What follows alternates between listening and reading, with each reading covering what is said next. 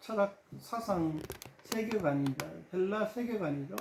그러니까 이제 그 헬라의 세계관 중에 이제 대표적인 게 스토아 철학파와 에피쿠로스 철학파들을 이야기했고, 그들을 논적으로 해서 복음을 전파하는 그러한 과정을 살펴보았습니다. 사도 바울이 그 2차 전도 여행 때에 그 가장 그 핵심적인 어떤 복음을 전파하는 과정에 있어서의 세계관 충돌을 볼 수가 있었죠. 그런 장면에서 이제 그 실제적인 복음의 열매들은 그렇게 많지 않은 것을 알 수가 보았습니다. 그 다음에 이제 그 아테네 바로 옆인지 뭐 조금 떨어졌는지, 뭐 거기 이제 고린도라는 도시가 있습니다. 아테네가 어떤 그 수도고, 그 뭐랄까, 학문적인 도시라면은 고린도는 상업도시, 그리고 상업도시만큼 굉장히 좀, 문란한, 의지로운, 퇴폐적인, 세속적인, 그러면서도 경제적으로 돈이 좀 많은, 오늘날로 치면 어딜까요? 뭐 홍콩쯤 되려나? 뭐 모르겠습니다. 우리나라로 치면은 인천이나 부산 정도. 뭐 어쨌든 고린도는 굉장히 성적으로도 문란하고 자유분방해서 고린도라 하는 말 자체가 어떤 그 뭐랄까 성적으로 문란하다라는 것을 지칭하는 단어가 될 정도로 굉장히 좀 그리했다 하는 것을 참고로 하고 고린도로 가서 복음을 전하는 것을 살펴봅니다.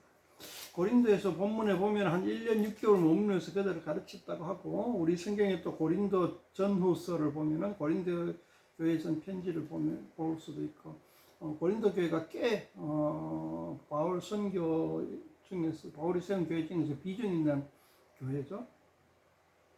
그런 어떤 그 굉장히 그 도덕적으로 문란하고 어떤 그 경제적으로 그 깨끗하지 못하다고 할 수 있는 그러한 도시에 오히려 교회가 비중 있게 서 있는 것을 보고 우리는 좀 여러 가지 생각을 해볼 필요가 있겠죠.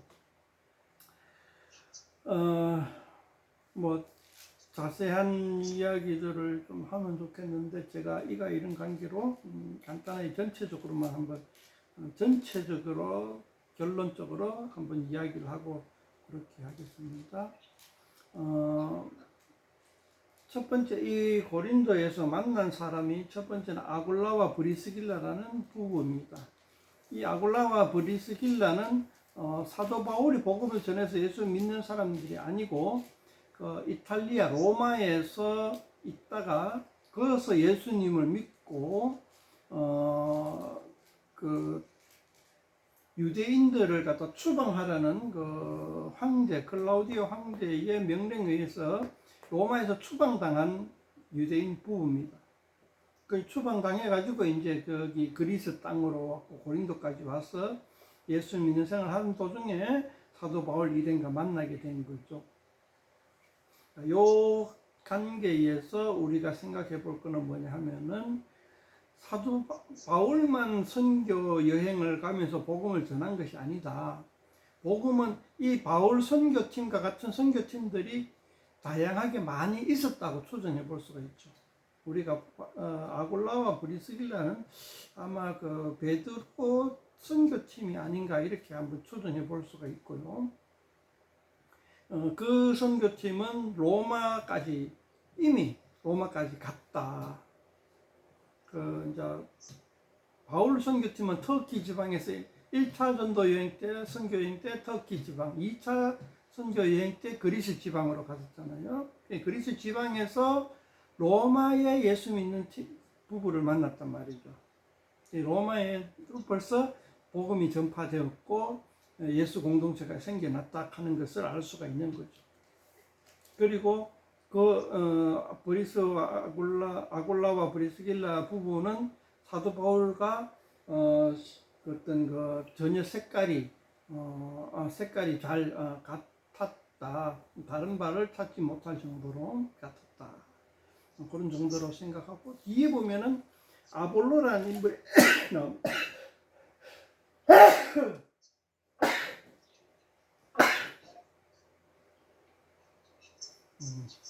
아볼로라는 인물이 나오는데, 아볼로는 그 알렉산드리아 출신이고, 또 뭐, 에베소에서 이제 그 만나 부딪힌 사람인데, 이 아볼로는 예수 믿는 사람이지만은 색깔이 많이, 사도 바울과 색깔이 많이 달랐어요. 다르고, 거기에 어떤 그 계통은 우리가 조금 추정하기는 쉽지는 않아요. 그렇지만은 이제 우리가 객관적으로 이제 확인할 수 있는 거는 색깔이 조금 다른 그런 예수 믿는 공동체도 있었다. 그런 계통도 있었다. 조금 이제 본문에 보면은 사도 바울 팀보다는 약간 한 급 떨어지는 것으로 표현해놨고, 브리스길라와 아굴라 부부로부터 조금 더 예수님에 대해서, 성령 세례에 대해서 이제 보충으로 배웠다 하는 그런 어떤 장면들이 나옵니다. 그러니까 다시 결론적으로 얘기하지만은 사도 바울 선교팀과 브리스길라 아굴라 부부와 아볼로라는 인물을 봤을 때 다양한 선교 루트가 있었다. 그리고 복음의 다양성도 있었다 하는 것을 우리는 알 수가 있다는 거죠. 그런 거를 갖다가 좀 염두에 두고 우리는 이제 초대교회를 바라보면 좋겠습니다. 그리고 고린도가 있고, 고린도 있고 할 때 이제 좀 박해가 있었는데, 그 박해는 우리가 13절에 보면 이렇게 말합니다. 박해하는 사람 유대인들이 율법을 어기면서 하나님을 경외하라고 한다. 사도 바울 팀이 이렇게 이야기합니다. 그러니까 이제 그 바울 선교팀이 이제 구약 성경을 가지고 예수님을 이 그리스도라 정언하면서 하나님의 말씀을 가르치는데, 정통 유대교인들이 가르치는 거하고는 좀 다르게 가르치더라 이거죠. 그렇게 우리는 그걸 잘 알고 있습니다. 사도 바울이 처음에는 이제 그 바리새파였죠. 잘 나가는 바리새파 청년이었는데, 나중에 구약 율법을 갖다가 다시 해석하면서 예수 공동체에서 다르게 적용하고 있습니다. 그것이 이제 일반 유대교인들, 바리새파나 사두개파 쪽에서는 율법을 어기는 것처럼 보이는 거죠. 우리 저 앞에서 얘기 한번 했었죠, 그죠? 그러니까 성전 중심이 아닌 거죠. 성전 제2 중심이 아니고 우리 몸이 하나님의 성전이다 하는 그런 것들도 얘기했고, 할례와 안식일 준수에 대해서도 견해가 좀 다른 거죠. 그런 걸 우리 이제 복음서를 통해서도 잘 알 수가 있습니다. 이제 그러한 것들에 대해서 사도 바울이 1년 6개월 동안 고린도에서 가르쳤다라고 우리는 생각해 볼 수가 있습니다. 그거를 이제 요약 딱 제목을 하면 하나님 나라의 일이라는 거겠죠. 하나님 나라의 일에 대해서 이야기했을 것이다. 그렇게 생각해 볼 수가 있습니다. 또 연대 문제에 있어서 12절에 보면 갈리오가 아가야 총독되었을 때, 아가야는 그리스 발칸반도 남부 지방이죠. 거기에서 이제 갈리오가 총독되었다 하는 때는 역사적으로 연도가 너무나 정확합니다. AD 51년에서 52년. 예전에는 52년에서 53년이라고 했는데 요즘에 와서는 51년에서 52년 사이다라고 이야기합니다. 이때에 갈리오 아가야 총독되었을 때였죠. 그때에 사도 바울이 그 고린도 땅에서 법정에 소송에 휘말리게 되었다.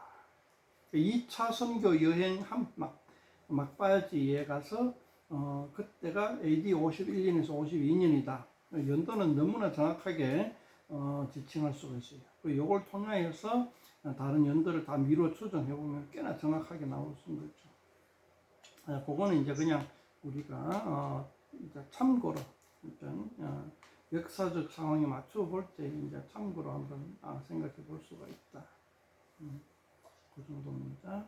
그리고 18절에 보면은 사도 바울이 일찍 18절 일찍 서원이지만 갱걸에서 머리를 깎았다. 사도 바울이 나시린으로서 나시린은 이제 그 술을 입에 안 대고 머리도 안 깎는다 하는 어떤 그런 구약에 그 있죠 이야기가.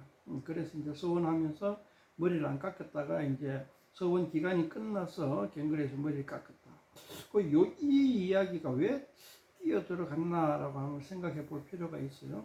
제 생각에는 사도 바울이 율법을 무턱대고 어기는 것이 아니라 받아들일 건 받아들이고 또 타협할 건 타협하고 그러니까 협상할 건 협상하고 그리고 거부할 건 거부하고 고칠 건 고치고 그렇게 했을 것이다 라는 그것을 보여주기 위해서 18절 적었나 그렇게 저는 한번 생각을 해봅니다. 예전에 보면은 이제 디모데도 할례를 받았잖아요. 이제 그런 어떤 측면들을 보여주는 것이 아닌가 싶어요. 그 이제 중요한 거는 이제 그 사도행전의 수신자 입장에서 바라봤을 때 조금 관심이 가는 거는 그거죠. 갈리오 총독이 사도 바울을 재판할 때에 유대인의 율법에 관한 것이면 너희들끼리 해결해라. 로마 법정에서는 상관할 것이 없다. 이렇게 이제 판결한 것이 누가복음과 사도행전의 수신자 데오빌로 각하의 입장에서, 그러니까 로마 제국 입장에서 유대교를 예수교를 어떻게 바라볼 것인가에 관한 관점이죠. 그런 것에 대해서 한번 또 관심 있게 지켜보면 좋겠습니다. 너무 간단하게 얘기해가지고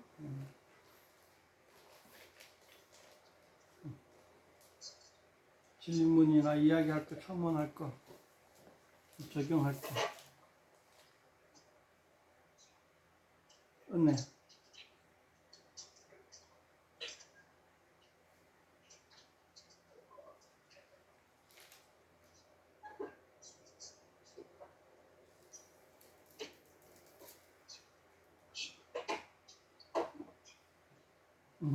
전반장에 보면 전반절에 그러니까 1절에서 한 4절 사이에 보면은 사도 바울이 3절에 생업이 같음으로 함께 삶이라니, 그러니까 사도 바울이 선교 여행 중에서도 그 벌기를 위해 생업을 위해서 직업을 가지고 있었다 하는 사실을 우리는 여기서 알 수가 있죠. 사도 바울의 직업은 그 천막 깁는 일, 그러니까 브리스길라와 아굴라와 직업이 같죠. 천막 깁는 일. 우리 책에는, 성경책에는 천막을 만드는 것이다 이렇게 얘기했는데 또 다른 어떤 영어 책이나 이런 데 보면은 가죽을 가공하는 일이다 이렇게 이야기합니다. 그러니까 천막의 재료가 가죽이에요. 이렇게 봤을 때 예전에 어딥니까? 가죽 그 무두장의 집에 머물렀을 때에 자기 직업과 이제 완벽하게 일치하진 않지만은 그 천막 깁는 일에 재료를 제공해 주는 집이니까 어떻게 비슷해서 그리로 갔겠다 싶은 생각이 들어요. 한번 생각해 보면 좋겠고, 그리고 선교행할 때 후원금에 의존하지 않고, 물론 일정 금액의 후원은 받았기도 했지만은 벌이는 후원금이 아니라 이제 자기 직업을 통해서 다 하는 거. 이런 직업을 가진 것은 유대교의 랍비의 어떤 전통이기도 합니다. 이 랍비들은 그 수업료 받아가지고 생업을 하는 것도 있겠지만은 자기 나름의 어떤 그 기술, 테크니크 기술을 가지고 있었다는 거죠. 그러니까 입으로만 먹고 사는 것이 아니라 어떤 그 수공업으로도 그 생업을 갖다가 이어갈 수 있는 그게 있었다는 거죠. 그게 참 중요한 게